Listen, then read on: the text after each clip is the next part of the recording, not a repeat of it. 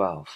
James decided that this was most certainly not a time to be disagreeable, so he crossed the room to where the centipede was sitting and knelt down beside him.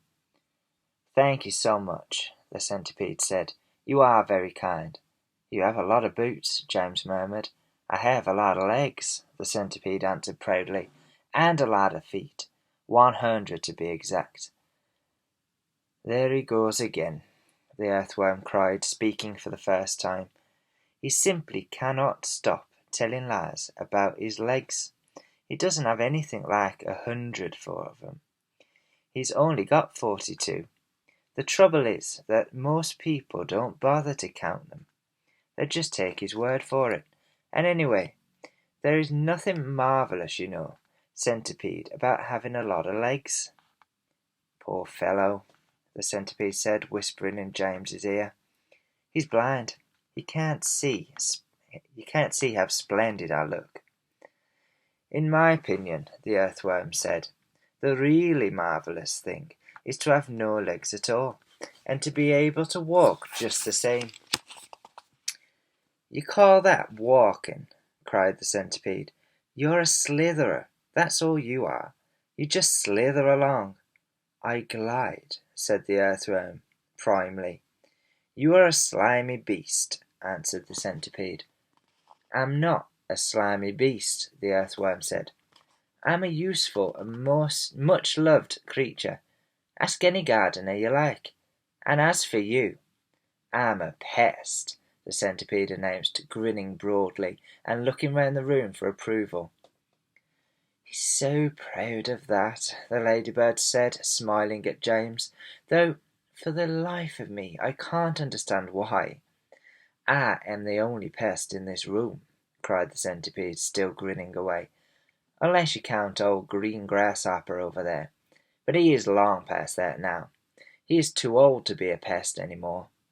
The old green grasshopper turned his huge black eyes upon the centipede and gave him a withering look. "Young fellow," he said, speaking in a deep, slow, scornful voice, "I have never been a pest in my life. I am a musician." "Hear, hear," said the ladybird. "James," the centipede said. "Your name is James, isn't it?" "Yes." "Well, James, have you ever in your life seen such a marvellous colossal centipede as me?" "I certainly haven't," James answered. "How on earth did you get to be like that?" "Very peculiar," the centipede said. "Very, very peculiar indeed. Let me tell you what happened. I was messing around in the garden under the old peach tree, and suddenly a funny little green thing came wriggling past my nose. Bright green it was, and extraordinarily beautiful, and it looked like some kind of tiny stone or crystal." "Oh, but I know what that was," cried James. "It happened to me too," said the ladybird. "And me," Mrs. Spider said. "Suddenly there were little green things everywhere. The soil was full of them." "I actually swallowed one," the earthworm declared proudly. "So did I," the ladybird said. "I swallowed 3, the centipede cried. "But who's telling this story anyway? Don't interrupt." "It's too late to tell stories now," the old green grasshopper announced. "It's time to go to sleep." "I refuse to sleep in my boots," the centipede cried. "How many more are there to come off, James?" "I think I've done about 20 so far," James told him. "Then that leaves 80 to go," the centipede said. 22, not 80, shrieked the earthworm. "He's lying again." The centipede roared with laughter. "Stop pulling the earthworm's leg," the ladybird said. This sent the centipede into hysterics. "Pulling his legs!" he cried, wiggling with glee and pointing at the earthworm. "Which leg am I pulling? You tell me that." James decided that he rather liked the centipede. He was obviously a rascal, but what a change it was to hear somebody laughing at once in a while. And he'd never heard Aunt Sponge or Aunt Spiker laughing aloud in all the time he'd been with them. "You really must get some sleep," the old green grasshopper said. "We've got a tough day ahead of us tomorrow. So would you be kind enough, Miss Spider, to make the beds?"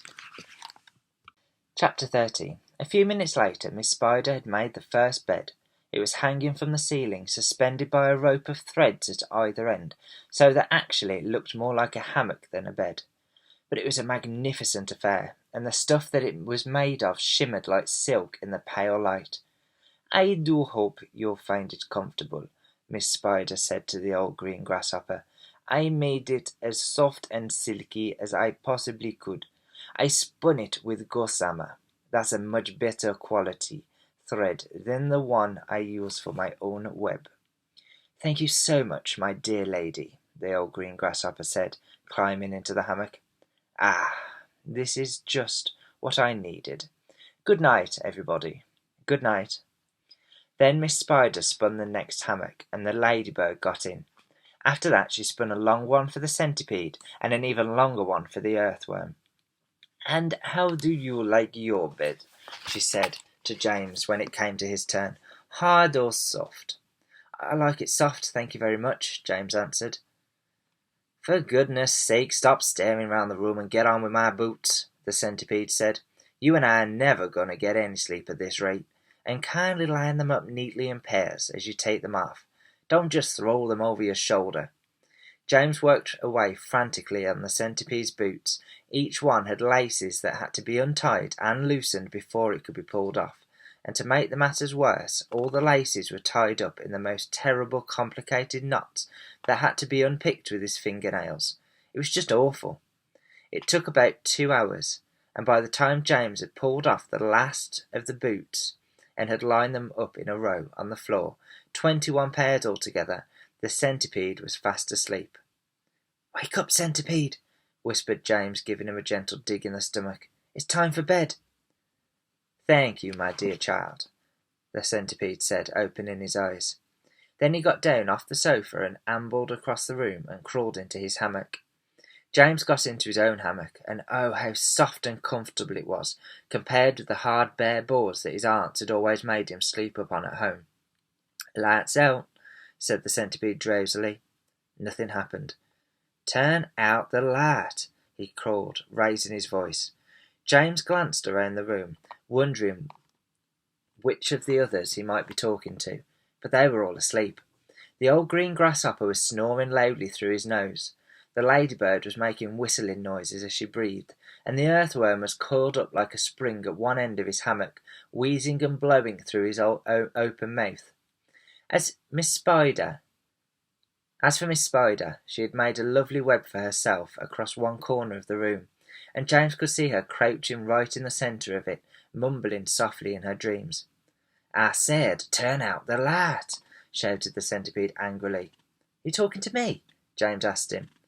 "Of course I'm not talking to you, you ass," the centipede answered. "That crazy glowworm has gone to sleep with her light on." For the first time since entering the room, James glanced up at the ceiling, and there he saw a most extraordinary sight. Something that looked like a gigantic fly without wings. It was at least 3 feet long, was standing upside down upon its 6 legs in the middle of the ceiling, and the tail end of his creature seemed to be literally on fire. A brilliant greenish light, as bright as the brightest electric bulb, was shining out of its tail and lighting up the whole room. "Is that a glowworm?" asked James, staring at the light. "It doesn't look like a worm of any sort to me." "Of course it's a glowworm," the centipede answered. "At least that's what she calls herself. Although actually you are quite right. She isn't really a worm at all. Glowworms are never worms. They are simply lady fireflies without wings. Wake up, you lazy beast!" But the glowworm didn't stir, so the centipede reached out of his hammock and picked up one of his boots from the floor. "Put out that wretched light," he shouted, hurling the boot up at the ceiling. The glowworm slowly opened one eye and stared at the centipede. "There is no need to be rude," she said coldly. "All in good time." "Come on, come on, come on," shouted the centipede, "or I'll put it out for you." "Oh, hello, James," the glowworm said, looking down and giving James a little wave and a smile. "I didn't see you come in." "Welcome, my dear boy, welcome. And good night." Then click, and out went the light.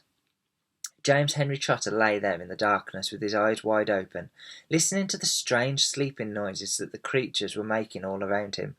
and wondering what on earth was going to happen to him in the morning. Already he was beginning to like his new friends very much. They were not nearly as terrible as they looked. In fact, they weren't really terrible at all. They seemed extremely kind and helpful in spite of all the shouting and arguing that went on between them. "Good night, old green grasshopper," he whispered. "Good night, ladybird. Good night, Miss Spider." But before he could go through them all, he had fallen fast asleep.